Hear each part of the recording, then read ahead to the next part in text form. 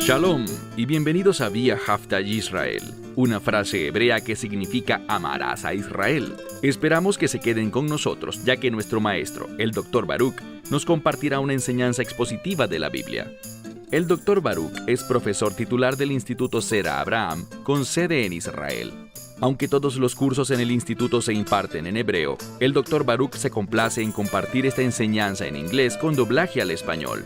Para más información, visítenos en amarasaisrael.org o descargue nuestra aplicación móvil Mi Estudio Bíblico. Aquí está Baruch y la lección de hoy. Dios es fiel para juzgar a los enemigos de Israel. Lo hemos visto en el pasado y lo veremos en los últimos días. Continuamente, la fidelidad de Dios es manifestada. Cuando Israel se aparta de la obediencia y de la fidelidad a sus responsabilidades de pacto para con Dios, Dios los juzga, Él los castiga, y un término muy importante relacionado con esto es exilio. Israel perdió temporalmente su derecho a la tierra prometida. Dios los expulsó hacia un país extranjero donde fueron afligidos y sufrieron, pero donde además eventualmente se arrepintieron, causando que Dios trajera de vuelta a un remanente del pueblo. Vemos la fidelidad de Dios al juzgar y al restaurar. Esto fue cierto en el pasado, y si eres alguien sabio, si estudias apropiadamente la Escritura, sabrás que esto será cierto también en el futuro. Toma tu Biblia y ve conmigo al libro de Isaías, capítulo 21. Libro de Isaías, capítulo 21. La mayoría de los eruditos ven que esta profecía del capítulo 21 se relaciona principalmente con Babilonia y con la región que rodea a Babilonia. Es algo que ocurrió en el pasado, pero a la vez tiene relevancia e instrucciones para los últimos días.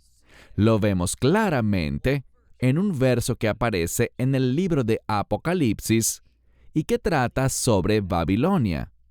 Ahora, Babilonia se ha convertido en un sinónimo del verdugo de Israel, la nación que ha llevado a Israel al exilio y que ha infligido sobre este pueblo un gran sufrimiento. Y sabemos algo.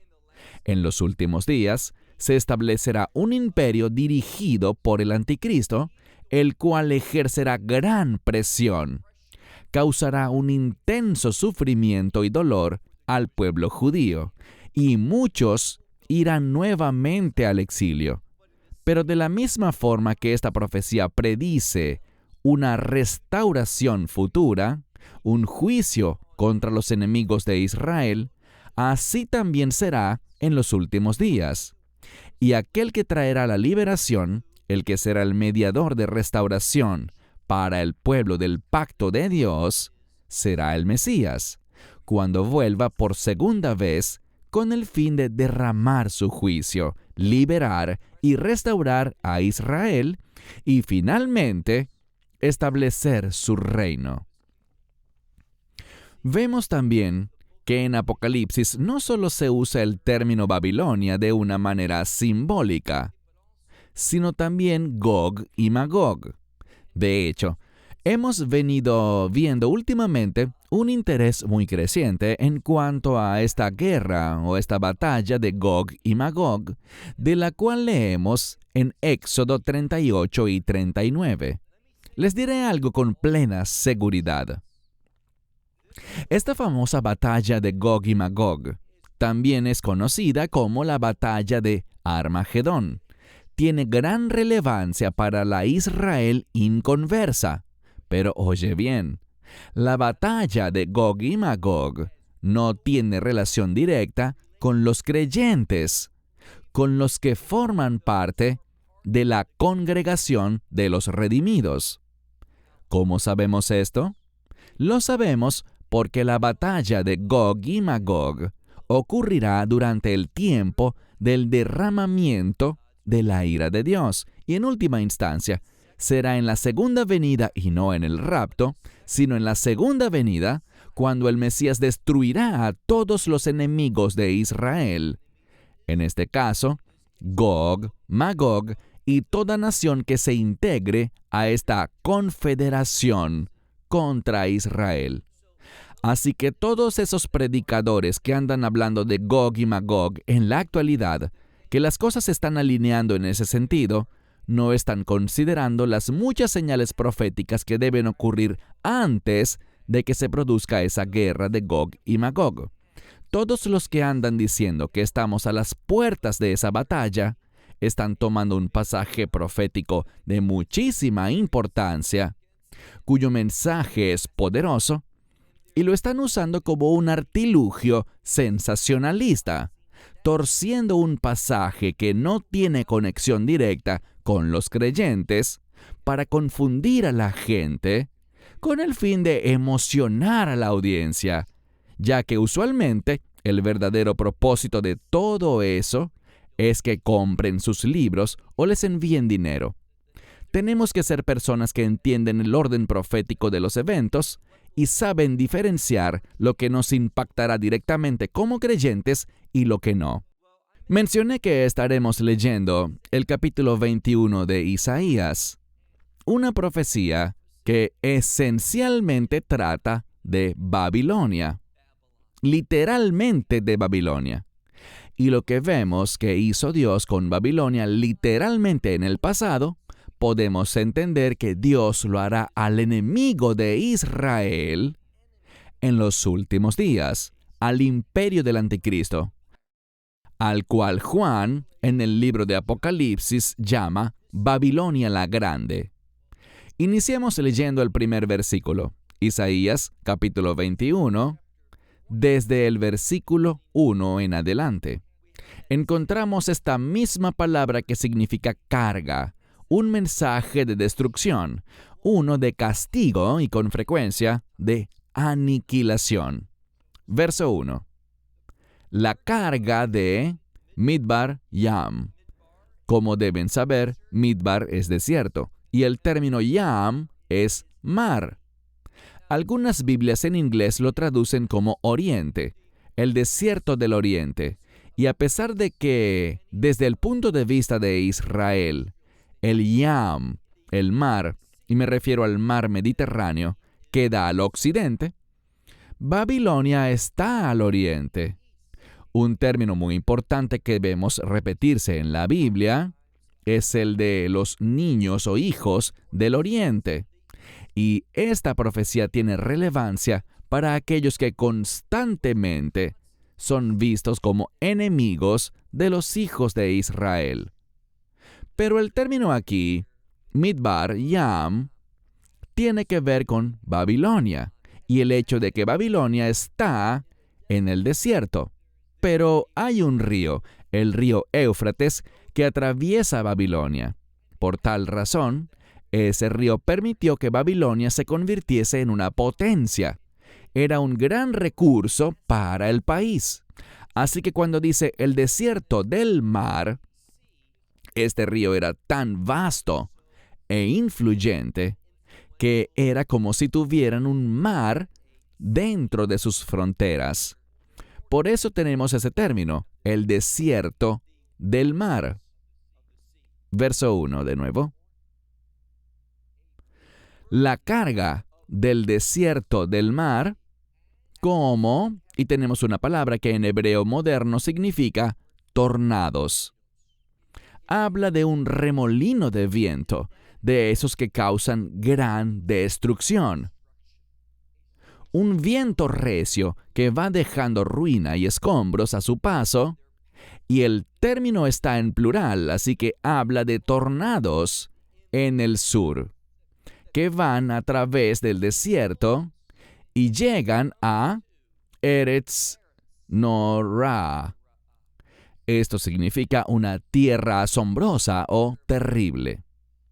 Lo que Dios está diciendo es que habrá fuertes vientos, habrá tornados y turbulencias que producirán destrucción.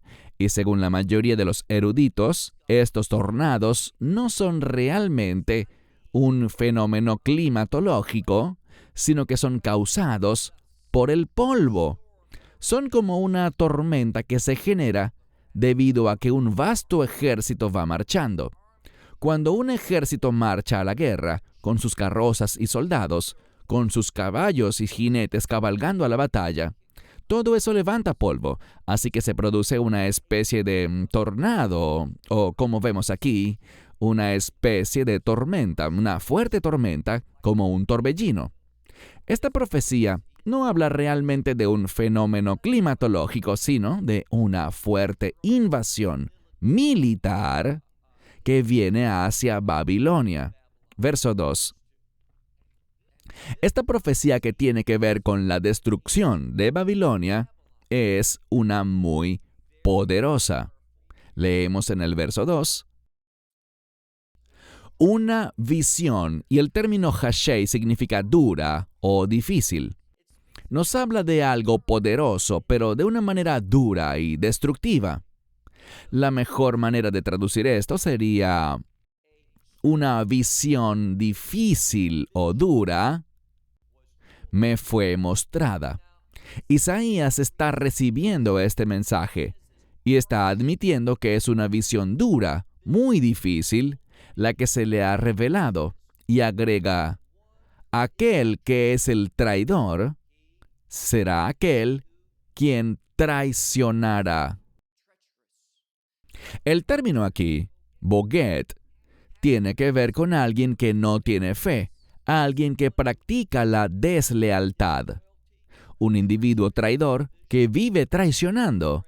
Y lo que dice aquí es que el traidor se verá a sí mismo, este sujeto que traiciona se verá a sí mismo experimentando eso. Y el shodet, hashodet, aquel que saquea, bueno, el saqueo lo hallará a él también. ¿Y cómo se desarrollará? ¿Cómo se producirá esto? Sigue leyendo. Sube Elam. Elam es también un imperio, muy cercano geográficamente a Babilonia.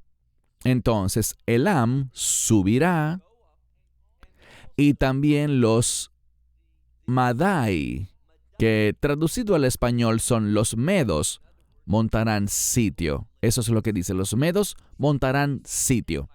Estos dos imperios, Medos y Elam, se unificarán con el fin de traer la destrucción sobre Babilonia. Y esto efectivamente ocurrió en el pasado. Lo que Dios está diciendo es que de la misma forma como fue fiel para traer el juicio sobre Babilonia, debido a su duro trato en contra de la nación de Judá, asimismo, también, y esta es la implicación, podemos anticipar que Dios lo hará de nuevo en los últimos días. Insisto, esta profecía desde nuestro punto de vista ocurrió en el pasado, pero del pasado aprendemos verdades bíblicas que tienen implicaciones futuras para el fin de los tiempos. De nuevo, leemos, sube Elam, monten sitio, Medos, porque todo gemido o señales, dice, llegarán a su fin o han terminado. De lo que esto habla es de lo siguiente. Dios pondrá fin a estos gemidos que fueron causados por los babilonios contra su pueblo. Y el mecanismo para realizarlo serán Elam y los medos, tras lo que poco después habrá liberación. Y sabemos que así ocurrió, porque cuando Babilonia llegó a su fin, bajo el liderazgo de los medos y los persas, vimos algo. Vimos que con el rey Ciro vino la capacidad, la libertad, una ley se proclamó para que el pueblo saliera del exilio y pudiera regresar a su tierra. Y el regreso a la tierra prometida tiene, en última instancia, en los últimos días, tiene implicaciones de reino. Entonces, Esto es lo que este pasaje está presagiando. Verso 3. Algunos dirán que el profeta, cuando mira el juicio tan duro que viene sobre Babilonia, que eso, cuando menos, está causando que clame por compasión. Al mismo tiempo, otros traducen esto de una manera en la que Isaías, cuando escribe aquí, lo que hace es realmente citar al rey de Babilonia, quien será destronado y llegará a su fin. Así que, como sé que quieras traducirlo, la implicación es la misma. Babilonia caerá, y lo hará de una manera muy dura. Verso 3. Por tanto, mis lomos, y esto tiene que ver con su cintura, por tanto, mis lomos están llenos de angustia, de pena o de dolor. Y dice que los dolores es el mismo término para dolores de parto. Me han paralizado, como los dolores de una mujer que da a luz. He sido torturado por lo que he oído, y tengo miedo por lo que he visto. Isaías está simplemente viendo esto, y lo que él ve, según muchos eruditos, él está viendo tanto lo que pasó con Babilonia, regresando hace muchísimos años atrás, 2500 años atrás, y en segundo lugar, él ve que esto se derramará, el juicio de Dios sobre el imperio del anticristo en los últimos días. Muy importante que veamos lo que está ocurriendo aquí. Lo que pasó hace unos 2500 años atrás y lo que pasará en los últimos días. Isaías está dándonos un vistazo de todo eso. Verso 4. Ya sea que Isaías ve esto y no lo entiende, o ya sea que es el rey de Babilonia quien habla, y el profeta Isaías lo cita, hay una confusión total. Él dice, Ta'a levavi. Levavi, mi corazón, está confundido. Y luego hay dos palabras, palatzut, y esta palabra tiene que ver con miedo, con temblor, o con algo que de una manera poderosa y extrema genera miedo en uno, así como la siguiente palabra, bi-atat ni. Estas dos palabras, miedo y temblor, implican que su corazón está confundido por lo que ha visto. Y luego está la palabra neshef, que significa algo como un baile nocturno. Así le decimos en hebreo moderno a los bailes o fiestas de graduación, por ejemplo. Y dice, yo deseaba una fiesta nocturna, pero en cambio, lo que me fue colocado, y tenemos una palabra para un miedo extremo. Es el término que en hebreo moderno describe un impacto terrible, algo como entrar en shock. Entonces lo que dice es, yo deseaba una celebración, pero lo que me llegó, dice, lo que de pronto recibí fue terror. Fue algo que produjo una imagen espantosa en mi mente. Verso 5. Ahora él dirá qué ocurrirá si es el rey de Babilonia quien se encuentra con la muerte. Dice, la mesa estaba preparada, pero ¿qué pasó? Los vigilantes estaban vigilando desde sus posiciones, comiendo y bebiendo. Este era el rey, comiendo y bebiendo, y sus oficiales capitanes, sus oficiales líderes se levantaron y ungieron sus escudos. ¿Para qué ungirías un escudo? ¿Para qué le pondrías aceite? Para que las flechas se resbalen, para que no lo impacten con tanta fuerza. El aceite surtiría ese efecto. La idea aquí es que o bien Isaías está teniendo esta visión de lo que pasará en el palacio del rey en Babilonia, o está citando los pensamientos del rey de Babilonia en cuanto al hecho de que esta guerra, la destrucción de su imperio, llegó de pronto. Y aquí está la clave. sin ningún aviso ni advertencia. Y así será también para el imperio del anticristo.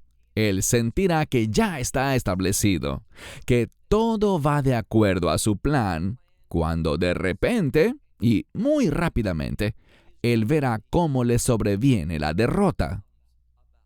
Leemos en este pasaje que el rey de Babilonia estaba esperando celebrar una fiesta, cuando lo que recibió de hecho fue la noticia de sus atalayas sobre esta devastación que se aproximaba, este llamado a la guerra.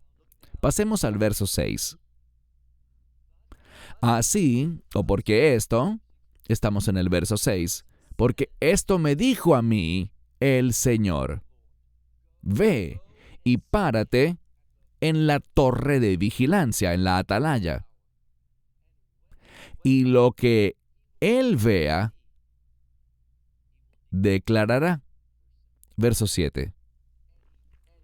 Y él ve, ¿qué es lo que ve? Un carro y un par de jinetes, un carro de asnos y un carro de camellos. Y él escucha con atención, con la mayor atención, y hay mucho que oír. La mayoría de los eruditos creen que lo que dice al final de este verso, del verso 7, Rav Kashef, hay mucho que oír, lo que concluyen es que hay muchas implicaciones en este texto, que esto contiene muchas conclusiones que van mucho más allá. Esta profecía, más allá del tiempo del juicio literal de Babilonia. Hace aproximadamente 2500 años. Verso 8. Sabemos históricamente que el imperio babilónico era representado, o su símbolo, era el león. Y leemos en el verso 6, Vaikra Ariei, y proclamó un león. Esto para muchos eruditos es una pista fuerte que confirma que esta profecía era sobre Babilonia. Entonces, un león proclamó sobre esta atalaya, esta visión que le fue dada: oh Señor, estoy continuamente de pie a lo largo del día, y en mi vigilia me mantengo toda la noche. Así que de día y de noche, el profeta dice que está viendo todo esto, está recibiendo revelación en cuanto a este evento, y el hecho de que diga: durante todos los días y todas las noches estoy continuamente atento, demuestra que esto se reviste de máxima importancia y que contiene conclusiones que van más allá de sus días. Verso 9. He aquí, dice, un carro viene, un carro montado por hombres con un par de jinetes, que respondió y dijo. Entonces, esto habla de alguien que llega y dice, revelando el resultado. Leemos, Nafla, Nafla, Babel. Ha caído Babilonia. Ese mismo verso fue tomado y colocado en Apocalipsis capítulo 18, versículo 2. Una vez más, esto busca mostrarnos que de la misma forma como Dios fue fiel en el pasado para juzgar a los enemigos de Israel, y este juicio produjo su regreso a la tierra, la renovación de las promesas de Dios, las promesas de pacto de Dios, cuando Juan toma esto y lo coloca en Apocalipsis 18, nos muestra que Dios será fiel para juzgar en los últimos días a los enemigos de Israel, concretando la destrucción del reino de las tinieblas, del reino del anticristo, cuya intención es invalidar las promesas de Dios. De la misma manera como Dios juzgó a Babilonia, también juzgará al anticristo. Por esto es que Juan, en el libro de Apocalipsis, tomó este pasaje. Y sabemos que tras la caída de Babilonia la Grande, en Apocalipsis 18, apreciamos al Mesías regresando en su segunda venida, lo cual dará como resultado un gran evento. Vemos allí un banquete de bodas y la victoria final de Dios sobre el enemigo, para luego ver en el siguiente capítulo el establecimiento del reino. Así que una vez más, hay gran relevancia en esta frase. Y respondiendo dijo, ha caído Babilonia. Y todas las, aquí está el término estatuas de su Dios, están rotas en la tierra. Esto nos recuerda el relato del falso dios Dagón en el libro de Samuel, el segundo de Samuel, donde vemos a Dagón quebrado en el suelo y derrotado. Del mismo modo, los enemigos de Israel, los enemigos de Dios, encontrarán que su actitud idólatra, su adoración basada en falsedades y en sus deseos egoístas, será consumida por la ira de Dios y será echada al suelo para no existir jamás. Verso 10. En el verso 10 tenemos una ilustración para el lector. Tenemos la frase aquí, Medushati. Este es el fruto, esta es la cosecha. Si vas a una era de trilla, descubrirás allí una serie de elementos que tienen como fin realizar el trillado para obtener el grano, el fruto. De esto es de lo que se habla aquí. Al final, debido a este juicio contra Babilonia, y en última instancia contra el imperio del anticristo, se presentará la oportunidad de recoger los despojos de la guerra, las bendiciones.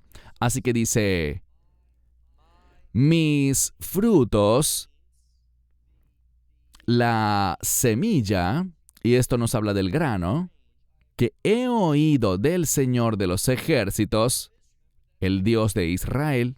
Y recuerden que esta frase, Elohei Yisrael, usualmente le da al pasaje un contexto de los últimos días. Una vez más, Isaías está diciendo que lo que ocurrió durante la derrota de Babilonia hace 2500 años y la forma como eso produjo el regreso de su pueblo a su tierra y la renovación de las promesas de Dios, y las promesas de Dios se relacionan con bendiciones, entonces aquí las bendiciones están disponibles, el fruto de la tierra.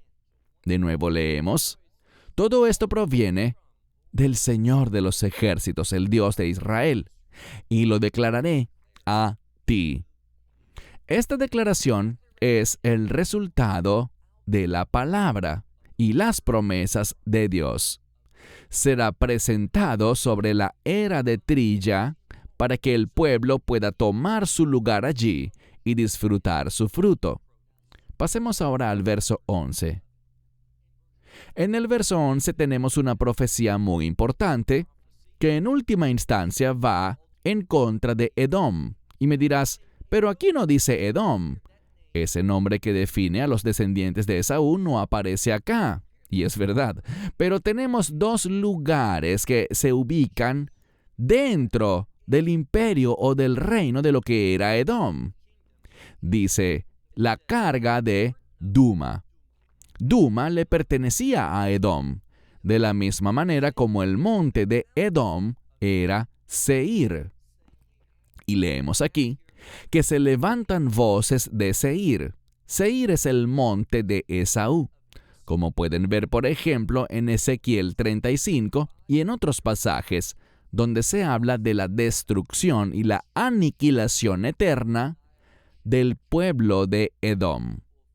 Entonces, la carga de Duma viene a mí, se proclama desde Seir, desde este monte. Aquel que guarda, ¿qué queda de la noche? Guardián, ¿qué queda de la noche? La noche tiene que ver con una visión, en este contexto. Entonces, este guardián está recibiendo una visión y se aferra a ella. Es valiosa. Este término shomer significa valiosa. Si proteges y guardas algo es porque es valioso. Y valiosa es, en este caso, la destrucción de Duma y del monte Seir, porque cuando Edom salga, sabemos por la profecía de Abdías, por ejemplo, que eso representa la batalla final. Edom se unirá con Babilonia, con el fin de derramar castigo sobre Judá. Pero a Edom jamás se le instruyó a hacer eso. ¿Por qué lo hizo entonces? Bien, si se fijan, esto se encuentra en muchos lugares, pero un ejemplo es el Salmo 137, donde leemos que Edom persiguió a aquellos de Judá que estaban escapando.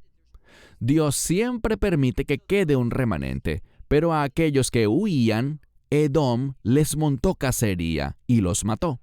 Dios nunca le dijo a Edom que hiciera eso ni estuvo de acuerdo con eso. Por lo que aquí vemos que a medida que Babilonia reciba su castigo, en los últimos días, Edom, que se aliará con el imperio del anticristo, también será uno de los pueblos que será juzgado. Versículo 12. Y respondió, ¿quién? Este guardia, este que protege. Él dice, que venga la mañana y que venga la noche. Esto nos comunica algo y es un modismo. Cuando algo tiene que hacerse, lo hacemos sea de día o sea de noche. Si es algo realmente importante, no dirás, ya es muy tarde, lo dejaré para mañana. Si algo es importante, lo llevas a cabo, sea de día o sea de noche. Esto es lo que esta profecía está diciendo. Es algo de gran importancia. Que venga la mañana, que venga la noche. Y aquí usa un término particular. Preparando el mensaje, note que el término significa hacer una petición, pero expresa un fuerte sentido de súplica, un gran deseo de algo. Y este término aparece 2 veces. Si deseas algo profunda, sincera y diligentemente, ¿qué harás? Te arrepentirás y vendrás. Aquellos que no tienen un deseo genuino no atenderán el llamado ni responderán. Quiero señalar algo para que no haya confusión. Vemos que esta profecía contra Babilonia se está utilizando como una manera de brindar ánimo, de reforzar la idea de que Dios será fiel para juzgar a los enemigos de Israel en los últimos días. En última instancia, ese último enemigo será un imperio que estará bajo el liderazgo del anticristo. Y a pesar de que simbólicamente es llamada Babilonia, no será literalmente Babilonia, sino que tendrá su origen en Europa y tendrá el mismo objetivo, el mismo espíritu maligno que busca impedir los planes de Dios, tal como lo pretendía Babilonia o como lo pretendía Edom. Y por lo tanto, en Apocalipsis se utiliza ese mismo nombre de Babilonia, pero en referencia a la Babilonia literal. Es un nombre que se utiliza para comunicar el mismo mensaje que aplicaba para la Babilonia antigua.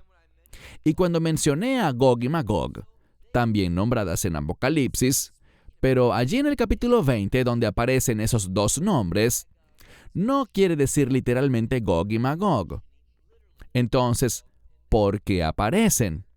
Bueno, ¿qué aprendemos de la profecía de Ezequiel 38 y 39? De allí aprendemos que Gog y Magog y los imperios que hicieron pacto con ellos, esas naciones, fueron derrotadas. Israel tuvo la victoria.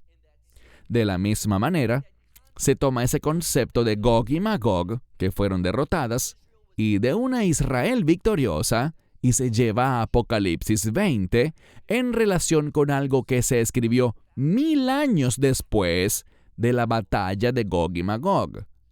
Se usa el mismo término para que sepamos que del mismo modo que 1000 años antes, en la batalla de Armagedón, en la guerra de Gog y Magog, Israel salió victoriosa, Dios derrotó a sus enemigos. Igualmente ocurrirá que cuando Satanás y su vasto ejército asciendan a la ciudad santa para hacer guerra contra los santos, nuevamente Dios tendrá la victoria.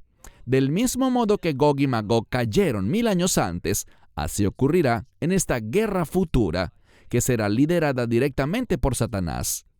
Avancemos a la sección final del capítulo 21 y leamos el versículo 13. Del verso 13 al 17, encontramos una profecía que tiene que ver con Arab, es decir, Arabia. Ella habla del área general de Arabia, lo que conocemos hoy día como Arabia Saudita, junto a otros territorios como los Emiratos Árabes Unidos, también Qatar, también Omán, otros países que estaban ubicados cerca de Babilonia. Y ellos también serán juzgados. ¿Cómo lo sabemos? Mira el verso 13. La carga sobre Arabia. En el bosque de Arabia, ellos pernoctarán. Es decir, ellos van a huir al bosque debido a este juicio. Orjot Dei Danim. Los dedanitas eran un grupo de personas que debido al miedo a los árabes, no se hospedaban en ciudades cuando viajaban, sino que pasaban la noche en el bosque. Todo debido al temor. Lo que esto dice es que de la misma forma que actuaba ese grupo, también lo harán los habitantes de Arabia. Verso 14. Para encontrarse con el sediento y para llevarle agua, los habitantes de la tierra de Tema.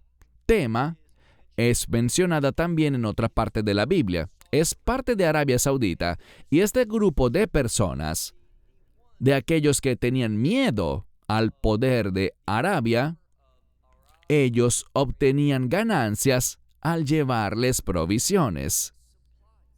Es simplemente una ilustración que dice que los árabes estarán en la misma situación de aprietos y de temor. Tendrán miedo a causa del juicio que se avecina contra ellos. Verso 14, en su segunda mitad. Con pan salgan y encuéntrense con el viajero. Porque, verso 15, porque por causa de la espada, ellos huyen o ellos deambulan sin fin. Debido a la espada desenvainada, debido al arco entesado, debido a la severidad o al peso de la guerra. Estos individuos experimentarán las consecuencias del juicio, de una guerra que viene hacia ellos y de la cual saldrán derrotados. Verso 16. Porque así me dijo el Señor a mí, de aquí a 1 año. Y luego dice, como el año del jornalero. ¿Qué significa eso? Nos habla de algo que es exacto. Cuando Isaías recibió esta profecía, era una profecía que poco después entendería que este juicio contra Babilonia estaba a punto de desatarse. Cuando dice, como el año del jornalero, cuando tú firmas un contrato por cierta cantidad de dinero, digamos que trabajarás 1 año y te pagarán 20,000 euros o $20,000, lo que sea. El día en que ese año finalice, recibirás tu pago y ya no tendrás trabajo. Es un término exacto, y eso es lo que este pasaje nos está revelando, que esta será una profecía exacta. Porque así el Señor me ha dicho. Veod Shana, de aquí a un año, de acuerdo al año de un jornalero, con exactitud, en otras palabras, y toda la gloria de Cedar, este es otro nombre para Arabia. Cedar es el nombre del segundo hijo que le nació a Ismael. Lo pueden ver en el libro de Génesis. Y lo que está comunicando es que no solo Arab será juzgada, que usualmente se relaciona con Ismael, sino también la siguiente generación. Este concepto de la siguiente generación para Israel implica una buena connotación, pero a sus enemigos, Él les dice que no tienen futuro. Entonces, los hijos de Cedar, noten lo que dice, ellos serán acabados. La gloria de Cedar llegará a su fin. Verso 17, el último del capítulo. Y el resto del número de los arqueros, esto habla de los hombres que tenían arcos y flechas, los poderosos de los hijos de Cedar, serán reducidos. No habrá muchos sobrevivientes, porque el Señor, el Dios de Israel, y recuerden que ese término Elohei Israel tiene implicaciones para los últimos días, y dice que Él lo ha dicho. En resumen, en este capítulo 21, Isaías recibe una profecía que señala la caída de Babilonia, que Dios es fiel para juzgar a los enemigos de su pueblo, para renovar y restablecer sus promesas de pacto. Y la mayor promesa de pacto es el establecimiento de su reino. ¿Y quién establecerá ese reino? El Rey de Reyes y Señor de Señores, el Mesías.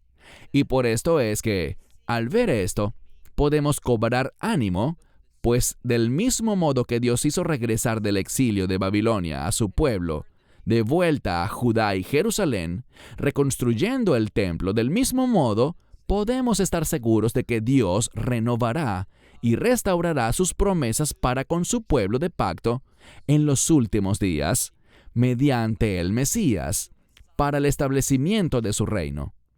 Cierra con esto hasta la próxima semana. Shalom desde Israel.